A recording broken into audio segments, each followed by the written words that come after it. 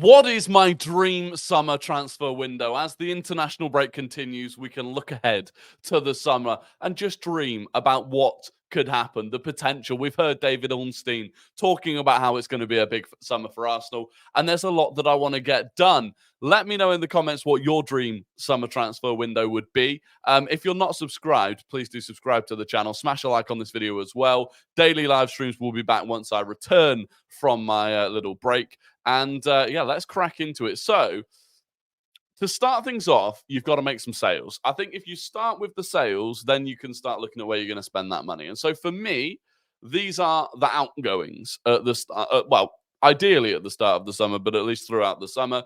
And I have to say, this doesn't mean I dislike these players. It doesn't mean I don't rate these players. It means I think there's more value in selling them than keeping them. That's the main thing. Cedric, he's gone, free. Fine, not end of contract, you're gone. El Neni will probably also go as well, but I've not put him on here because I don't think we're going to sell him or get any money for him.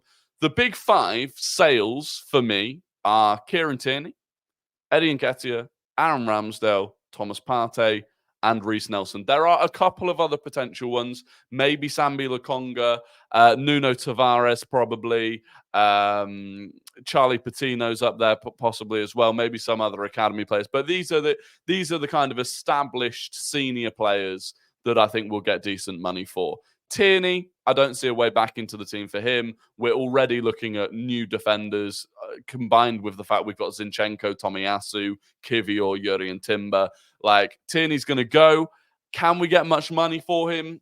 Realistically, I'm probably only looking at about £20 million for Kieran Tierney, which seems horribly low for Kieran Tierney and for what he gave us in the past. But the combination of injury issues, the fact he's not been playing in England, I just don't see him going for much more than £20 million. Eddie Nketiah, look, I think we all know we're going out there and getting a striker. Added to the fact that we've got Jesus, we've got Kai Havertz, we've got Leandro Trossard. For me, Eddie Nketiah already is probably the fourth choice centre forward, and we're going to go and get another one. So he has to go. And look, this is a great opportunity for him. If he goes to a Wolves, a Brentford, a Crystal Palace, he will start for them, and he can really kick on with his career as an established starting player.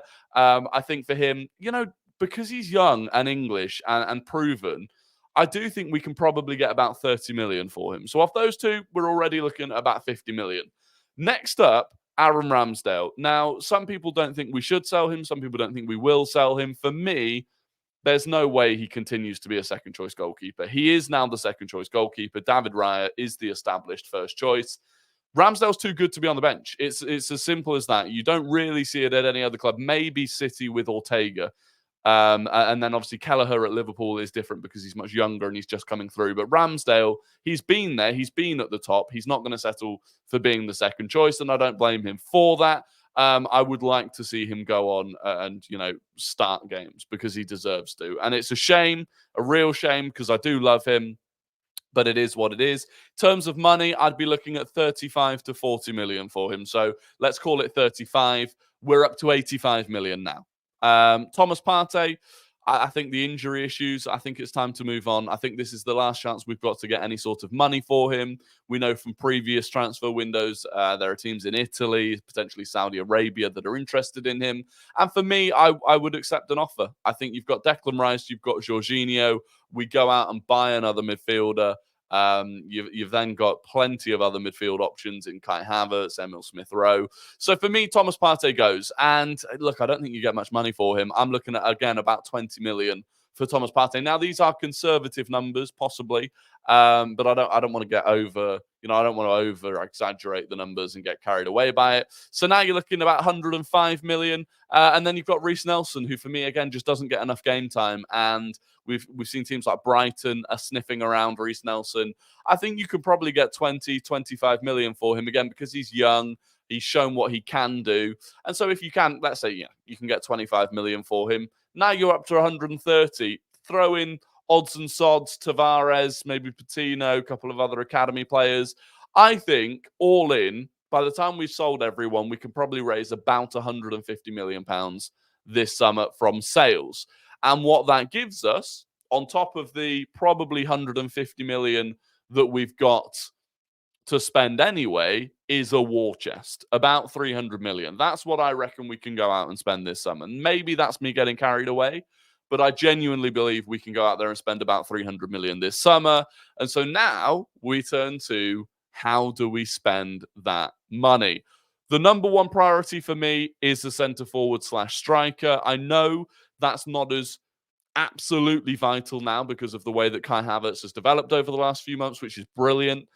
We've still got Gabriel Jesus. And the good thing is, it means that whoever we actually go out and get, I don't think there's as much pressure on that signing to come in, immediately start, and hit the ground running.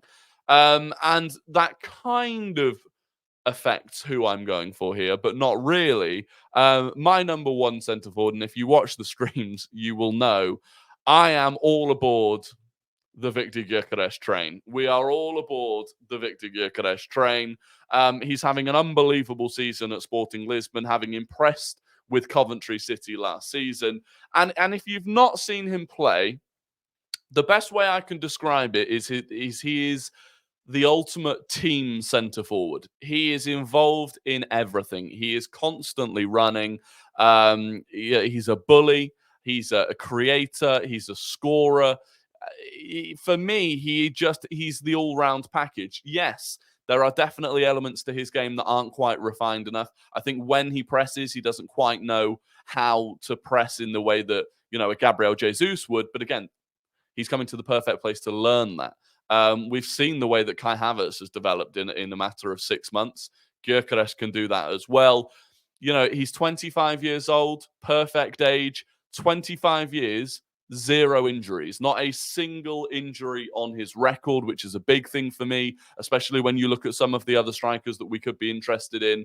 He's hitting his prime and he is hitting immense form. You look at those player traits on the right-hand side of that graph, it's very unusual to see that for a striker where he's, top 94%, or he's in the 94th percentile for goal scoring, but he's also in the 99th percentile for chance creation and in the 94th percentile for the number of touches that he has. This is an all-round centre forward. This is not your Erling Haaland. He's just going to go up there by himself and you've got to try and get it to him. He is involved in everything. And you can see that in some of the other stats as well. His shooting, of course, you look at those shooting stats there on the left-hand side, absolutely sensational, top-notch. The goal scoring, where his goals are coming from, you look top left of that, almost all of them, all bar one of his goals in the league this season are from inside the box. And by the way, should have mentioned that before, 22 goals and 10 assists in 25 starts so far this season for Sporting Lisbon. All round, he's got 50 goal contributions in 39 games. It's barbaric. And then on the right-hand side, this is big.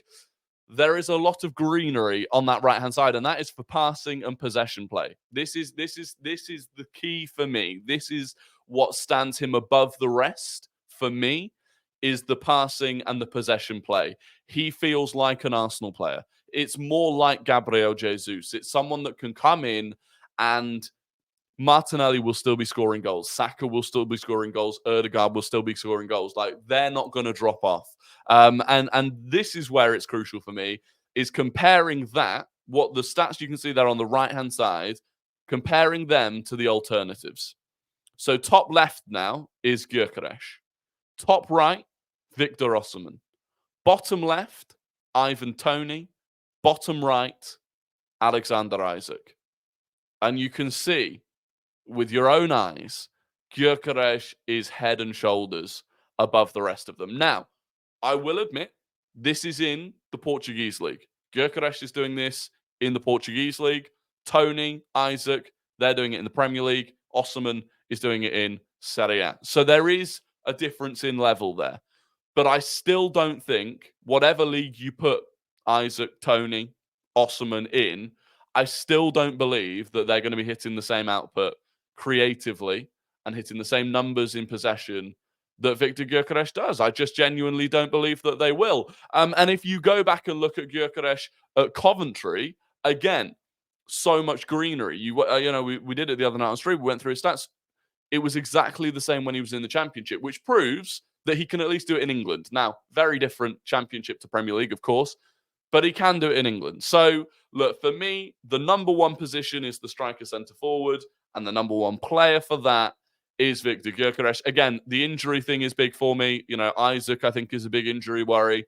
And just his all-round game. And again, stats are great, but the eye test is important as well. And when I've watched him play, I've been very, very impressed every single time. And even when I'm not impressed, played against Portugal the other night, wasn't as impressed, but he still scored a goal. So that's the number one for me. Moving into position number 2, which for me is the left-sided 8, that kind of LCM left central midfielder, whether it's a 6, an 8, a 10. I feel like we need to establish a set player for that. Through the season, we've rotated between Jorginho, Kai Havertz, Leandro Trossard, Smith Rowe, Fabio Vieira, Thomas Partey will undoubtedly play there at some point during the rest of the season. And I feel like really we do want to find someone that is so good in that position that, in the same way that Declan Rice and Martin Odegaard are, they are the guy if they're fit. We should have an established midfield of Rice, Odegaard, and this person. And for me, numero uno is Douglas Luiz. Now, the tricky thing with Douglas Luiz is I think he's going to be incredibly difficult to get. But this is my dream. This is my dream transfer window. And Douglas Luiz is the guy. Douglas Luiz is the guy. He is unbelievable. And look, we were in for him before. Summer 2022, Mikel Arteta wanted him. And really, we should have got him that summer. We ended up falling short by a few million quid. We were trying to get him for 25 and Villa wanted 30. And then he signed a new contract. And now you're looking at it, he's probably going to end up going for 70, 80 million, which in hindsight is poor from us. But we do know when Arteta has his eyes on a player, he likes to go for them again and again and again. And that gives me the hope that maybe we do go back in for Douglas Luiz. And again, I mean, you look at his stats, his all-round game, player traits up there in the top right, very well-rounded. You're looking at a guy, 25 years old, 9 goals, 5 assists in 28 starts, as someone who's played, as a 6/8 throughout the season. 4 of those 9 goals, of course, coming from the penalty spot. But his all-round play is absolutely fantastic. And you look at this, shooting for a midfielder, top percentile in every single attribute, passing for a midfielder. And this, by the way, is compared to Premier League players. So there's no doubt about coming from a different league and doing this. This is Premier League compared to Premier League midfielders, passing all the way at the top, possession-based play all the way at the top, defending all the way at the top. Like, he is the all-round package. And the reason that I think we need that in terms of a guy that can play 6, can play 8, is looking at what Jorginho has offered alongside Declan Rice, where depending on the game, they've played slightly different ways, right? When we play the big games, Jorginho and Rice kind of play as a double pivot, where Rice actually more often than not sits as the deeper player. Jorginho sits a little bit further in front, and then occasionally Declan Rice will trigger a press and he'll bomb on, and then Jorginho will sit in. But in the easier games, the lesser games, Jorginho sits in as the 6 and Declan Rice is given complete free roam and is much more attacking. And so that's kind of what you want. You want a guy that can do that can play as the 6, as the 8. They can play a double pivot. They can play as a single 6. Maybe they can play as the 8 whilst Rice plays as the 6. It's that versatility. And Douglas Luiz has that because his all-round game is absolutely fantastic. So Douglas Luiz is the one for me. Like I said, the issue here is going to be the money that Villa are going to want. Unless they have to sell because of profit and sustainability rules, I don't think it's going to happen. In terms of other midfielders, potential options, these are probably the 4. Onana is a decent option. I like Onana. I think he's disrespected. I think he's underrated. I think because of the way he looks, because of his physicality, I feel like people don't respect his ability on the ball enough, which I actually think is good. Is it good enough for Arsenal? Maybe. Honestly, maybe. So he's definitely on the radar. Frankie de Jong is up there, but for me, it's probably not going to happen. I think, he's on 700 grand a week. He definitely isn't going to be on 700 grand a week if he leaves Barcelona. Like, no one else is going to pay that 100%. Again, he can do that same role in terms of he can be the 6, he can be the 8.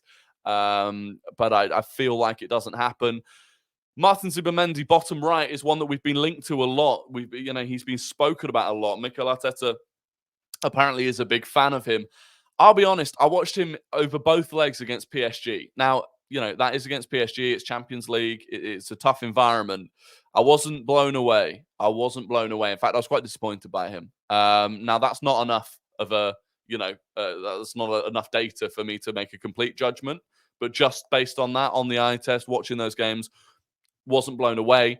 And then Joshua Kimmich is the interesting one. This came out recently that he's potentially looking to move from Bayern in the summer, and Arsenal are one of the 5 clubs that he would accept a move from, that Bayern would be allowed to negotiate with effectively. And Kimmich is an interesting one because some Bayern fans still think he's better as a right back that moves into the midfield. I think he's an outstanding 6 anyway. I think he was one of the best midfielders on the planet for at least 3 years. I don't think he's thrived under Thomas Tuchel, but he's still only 29. There is still time for a 4-year contract there. And I find the right back thing interesting because, look, I don't think it was really what Arteta was planning on doing, but we started the season with Thomas Partey as a right back, inverting into the midfield. Joshua Kimmich is a far better player to do that.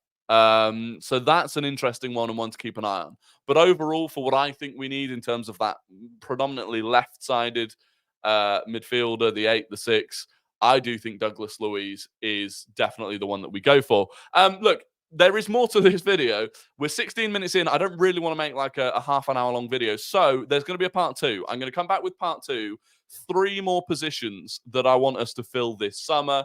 Let me know if you've enjoyed this video.